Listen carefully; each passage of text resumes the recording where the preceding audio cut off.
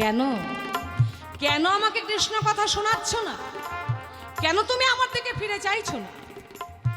আমার মন বলে হয় তুমি আমাকে ভয় পেয়েছো, আর নইলে তুমি আমাকে হিংসা করছো।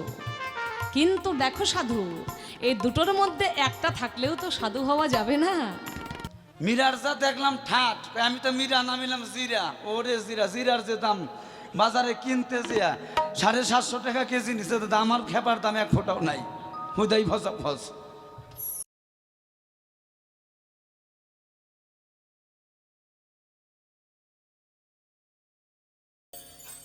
অনেকেই হয়তো আমাকে চেনেন, আমার নাম প্রতিমা দেবনাথ। তো আমার সঙ্গে আজকে যিনি রয়েছেন, যার সঙ্গে হবে আজকে আমার তরজার লড়াই, সে হচ্ছেন একজন